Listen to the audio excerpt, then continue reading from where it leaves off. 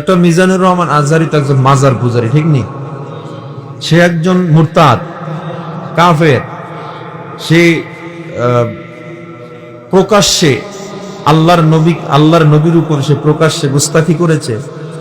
তাহলে আপনি যখন সমালোচনা কারো করবেন, দেখবেন সে আহলে সুন্নাত ওয়াল জামাতের অনুসারী কিনা, সে প্রকাশ্যে নবীর বিরোধিতা করলো কিনা। আমি কার সমালোচনা করব? সে প্রকাশ্যে আল্লাহ তাআলার বিরোধী কোনো কথা বলল কিনা, সে প্রকাশ্যে নবীর ব্যাপারে দুশ্মনী করলো কিনা। হারামের কোনো কিছু পাইলেন না, একটা মাকরু জিনিসকে নিয়েও, মাকরুও না, দলিল যদি চান মাকরু না, এই সমস্ত জিনিস নিয়ে একজন আলেমকে প্রকাশ্যে সমালোচিত করা, আমি মনে করি এটা কখনো হিংসা বই আর কিছুই না। হিংসাত্মক মনোভাবের কারণেই এটা করা হয়। সমালোচনা করবেন, গঠনমূলক সমালোচনা। প্রত্যেকটা আলেমের ব্যাপারে কলম ধরার আগে নিজে চিন্তা করবেন, আমি কতটুকু যোগ্য, ঠিক কিনা? আমাদের বাংলাদেশে এই যে একটা নোংরা সিস্টেম চলে, অনলাইনে বিভিন্ন জায়গায় সমালোচনা, গীবত চলে। বিশেষ করে 5 বছর 6 বছর পর ডক্টর মিজানুর রহমান আজহারি সাহেব দেশে আসছে, ঠিক না? উনি দেশে আসছে, বিশাল এক যুবক শ্রেণী, জনসাধারণ তার ফ্যান, তাকে ভালোবাসে, কোরআনের কথা শুনতে যায়। Doctor Mizanur Rahman Azhari is our national treasure, সে আমাদের জাতীয় সম্পদ। Maulana Mamunul Haque, he is national treasure, সে আমাদের জাতীয় সম্পদ। মাওলানা হাফিজুর রহমান সিদ্দিক, ন্যাশনাল ট্রেজার, সে আমাদের জাতীয় সম্পদ। আল্লাহওয়ালা পীর সাহেব চরমনাইরা আমাদের জাতীয় সম্পদ, ঠিক কিনা? জোরে বলেন। এদেরকে সবসময় মহব্বত করবেন। শেখ আহমদুল্লাহ সহ অসংখ্য, সবার নাম তো আমার বলা উদ্দেশ্য না, আমি বলতেছি এরা বিশাল এক যুবক শ্রেণীকে এক পার্শ্বে নিচ্ছে। বিশেষ করে আমি আর একটা নাম নিতে চাই, হাফিজুর রহমান সিদ্দিক সাহেব, আমার বড় ভাই বলে বলছি না। হি হ্যাজ এ পারসন, সে এমন একজন ব্যক্তি যিনি চেঞ্জ করে দিয়েছে হাজার লাখো যুবকের জীবন। আছে না নাই? দাড়ি ছিল না, দাড়ি উঠেছে তার বয়ানে, দাড়ি রাখছে, নামাজ ধরেছে। তাহলে সমালোচনা কার করব? দারউল মুফাসসির মুকদ্দামুন আলা জালবিল মানাফি, হিসাব করে কথা বলতে হবে। ইউ আর অপোজিং হিম, তুমি তার বিরোধিতা করছো। He is making history everyday, অথচ সে প্রতিদিন ইতিহাস তৈরি করে চলছে লোক সমাগমে। তুমি তার বিরোধিতা করতেছো, কি করতেছে সে বিশাল বিশাল হিস্ট্রি তৈরি করতেছে। তাহলে তার বিরোধিতা করে লাভ কি? একটা পুরাতন ভিডিও, মিজানুর রহমান আজহারি সাহেবের একটা পুরাতন ভিডিও নতুন মাহফিলের সাথে কাট কইরা, নতুন মাহফিলের শুধু ছবিটা দিয়ে পুরাতন ভিডিওর একটা অডিও লাগায়া নবীজির শানে তিনি কিছু কথা বলেছেন, যে শব্দগুলো নবীর শানে যায় না, এই শব্দগুলো অ্যাড করে 5-6 বছর আগের ভিডিও অ্যাড করে প্রচার করা, মানি এর দ্বারা প্রমাণ হয় নতুন কোনো কিছু দিয়ে না করা, পুরাতনটা দিয়ে করা, মানি শত্রুতামির জন্যই শত্রুতা করা, হিংসার কারণেই এই শত্রুতা করা। আর এটা আমি মনে করি কোনো কওমির ছেলেরাও করে নাই, জামাতির পোলাপানও করে না, এটা আর এক দল হুজুর করছে, আপনারা ভালো করে চিনেন তাদের, ঠিক কিনা? জোরে বলেন। ওদের মাথা ব্যথার কারণ, ঠিক কিনা বলেন? কারা আপনারা ভালো করে বুঝেন। এজন্য আমি অনুরোধ করব, দেশ আমার বাংলাদেশ, এখন ইসলামের একটা জাগরণ সৃষ্টি হয়েছে, ঠিক কিনা বলেন? সবাই এক ও ন্যাক হয়ে কাজ করতে হবে, ইসলামকে ঐক্যবদ্ধ এগিয়ে নিতে হবে।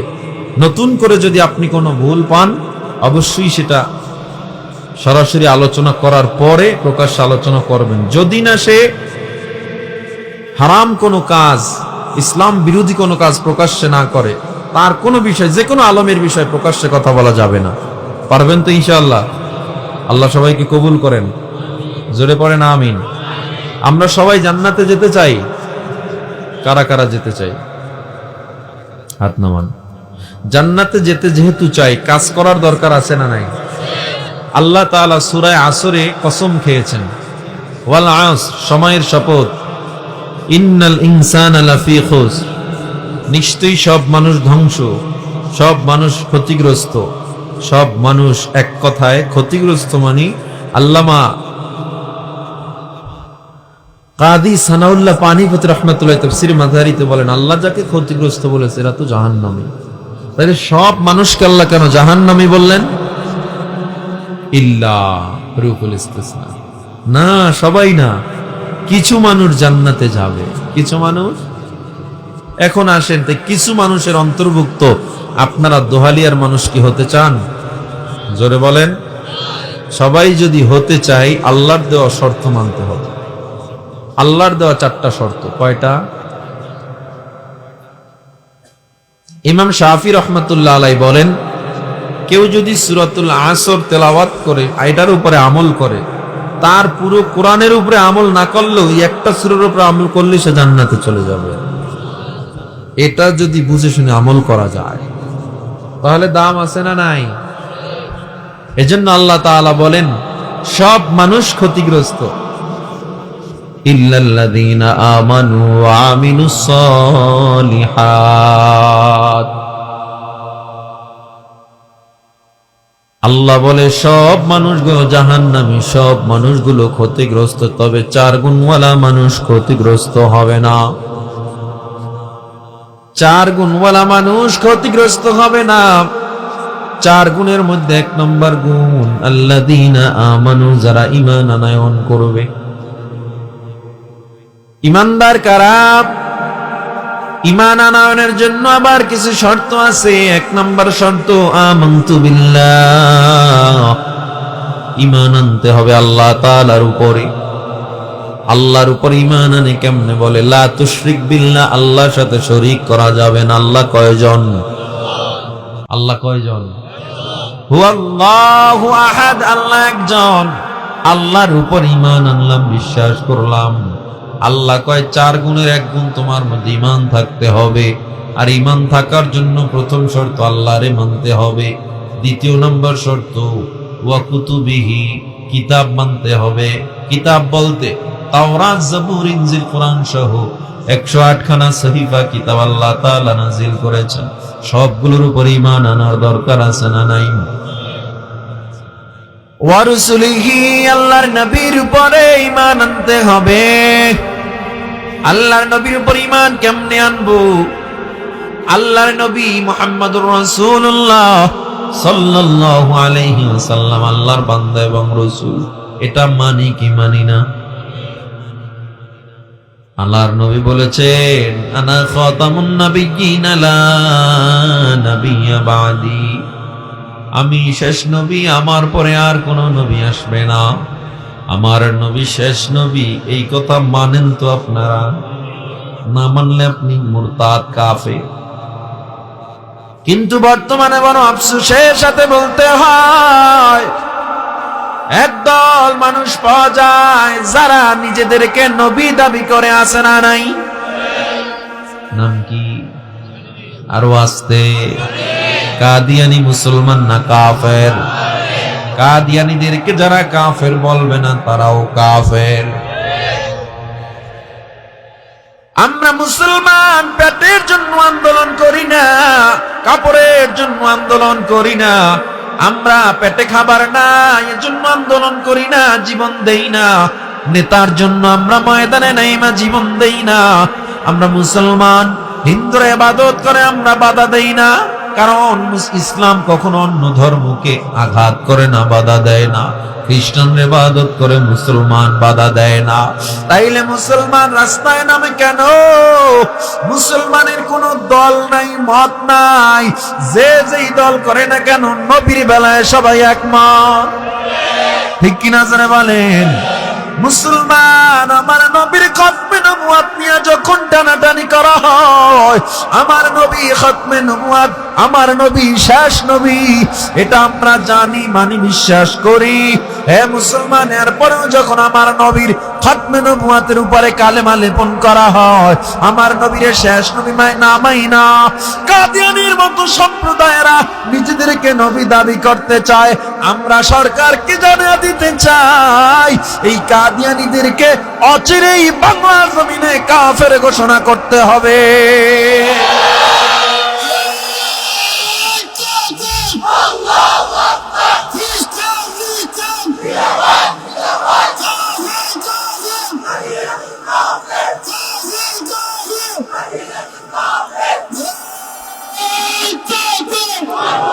মুসলমানের এই দেশেতে কাদিয়ানীদের ঠাঁই নাই, কাদিয়ানীদের পক্ষে যারা তাদের কোনো রক্ষা নাই। এই দেশেতে থাকতে হলে কোরআন মানতে হবে, কোরআন না মানলে সোনার বাংলা ছাড়তে হবে। জোর কদমে সামনে চলো, বজ্র কণ্ঠে আওয়াজ তোলো, সবাই মিলে একই তালে দাও না স্লোগান, নারায়ে তাকবীর, নারায়ে তাকবীর, দিন ইসলাম, দিন ইসলাম, জিন্দাবাদ, জিন্দাবাদ। ইসলামেরই জন্য দেশের হয়েছে জন্ম, ইসলামের বিরুদ্ধে গেলে দেশ হবে ভিন্ন। ইসলামের বিরুদ্ধে যারা নিয়েছে অবস্থান, এই বাংলায় ঠাঁই হবে না, যাও হিন্দুস্তান। জোর কদমে সামনে চলো, বজ্র কণ্ঠে আওয়াজ তোলো, সবাই মিলে একই তালে দাও না স্লোগান, নারায়ে তাকবীর, নারায়ে তাকবীর, দিন ইসলাম, দিন ইসলাম, জিন্দাবাদ, জিন্দাবাদ। আল্লাহ নবীজি বলেন, লা ইউমিনু আহাদুকুম হাত্তা আকুনা আহাব্বা ইলাইহি মিন ওয়ালিদিহি ওয়া ওয়ালাদিহি ওয়ান নাসি আজমাইন। তুমি মুমিন হতে পারবে না যতক্ষণ না পর্যন্ত তোমার নেতা, তোমার দল, তোমার মা, তোমার বাবা এবং সব মানুষের মধ্যে আমি নবীকে বেশি ভালো না বাসবা। তাইলে আমারে জবাব দেন, আমার মা বাবার দাম বেশি না নবীর দাম বেশি? আমার দলের দাম বেশি না নবীর দাম বেশি? নেতার দাম বেশি না নবীর দাম বেশি? নেতার জন্য জীবন দিলা, নেতার জন্য পায়ের চামড়া শেষ, নেতার পিছে দৌড়াইতে দৌড়াইতে বিবিরেও টাইম দেয় না, সন্তানরে টাইম দেয় না, নেতা এখন থুইয়া ভেঙে গেছে। ঠিক আপনার আস্তে কইলেও ঠিক, জোরে কইলেও ঠিক। এই জোরে কোন ঠিক না বেটে? নেতার পিছে দৌড়াও, নেতা তোমার খবর নেই না, নেতা তোমার খবর নিল না, নেতা একবার ফোন দিয়েও জিগায় না ঘরে চাল আছে না, ডাল আছে, বাইসে আছো না, মহিলা আছো, তাইলে কার জন্য জীবন দিলা? এ মুসলমান, একদল তো খায়া গেছে গেছে, আর যারা আছেন আপনারা খাওয়ার জন্য আমার প্রস্তুতি নিয়ে, ঠিক নেই? যারা খাইছে, আমি বলি 53-54 বছর এই বাংলার জমিনে আজও পর্যন্ত কোন দল ক্ষমতায় আসছে, কোন দল গেছে, যারা আসছে আর গেছে, এখনো বাংলার মানুষের ভাগ্যের পরিবর্তন হয় নাই। এই বাংলার মানুষের ভাগ্য পরিবর্তন হবে তখন বাংলার মানুষের নেতা হবে আমার নবীর আদর্শের নেতা। যখন বাংলার মানুষের ভাগ্য পরিবর্তন হবে তখন বাংলার মানুষ ইসলামের ছায়াতলে আসবে। যখন বাংলার মানুষের মজা লাগে না, মজা লাগে চোর বাটপার রে ক্ষমতায় নিয়ে চেয়ারে বসায়া দিতে। ভোরের আগের রাত্রে একটা নোট পাইয়া সব ঘুরে যায়। আপনাদের দোহালিয়া নাই? আছে দেখি, আছে। এই যে যারা নোট দিছে, কারা কারা দেখি নোট খাইছেন? একজন হাত তুলেন তো। হ্যাঁ, খাইছে, খাইছেন। সত্য কথা কইছে, একেবারে সত্য কথা। এটা হারাম না তো? আবার যখন আপনারে টাকা দিবে, হাদিয়া হিসাবে নিবেন। আপনারে কি দেওয়ার সময় কয় ভোট দিয়ে? এটা তো বলে না লজ্জায়, খেয়াল রাখেন। আচ্ছা, আমি খেয়াল রাখবো, সমস্যা নেই, ভোট তো দিবেন না। মানুষ এত বোকা, মানুষ চিন্তা করে না আমারে যে টাকাটা দিছে। একজন মেম্বার নির্বাচন করে 30 লাখ টাকা খরচ করে, অথচ বেতন 5,000-6,000, ঠিক না? চিন্তা করে না আমারে যে টাকাটা দিতেছে, এত খরচ করতেছে, আমার পকেট কেটে আবার নিব, এটা চিন্তা করে। এই জন্য নেতা নির্বাচন করবেন। ও মুসলমান, আল্লাহওয়ালা নামাজি দেইখা পারবেন তো ইনশাআল্লাহ? এহিনি কইয়া যান, বাইরে আর মনে থাকবে না, আর মনে থাকবে না। ক্ষমতা আসার আগে তো তাদের অবস্থা এমন গরম, টুপিও একটা লাগায় ঠাইসা, তসবি একটা হাতে থাকে, আছে না নাই? ধর্ম ব্যবসা বলে হুজুররা করে, ধর্ম ব্যবসা তো ওরা করে, এই ধর্ম নিয়ে বিজনেস তো ওরা করে। আমরা তো আজীবনই এই পোশাক পরে থাকি।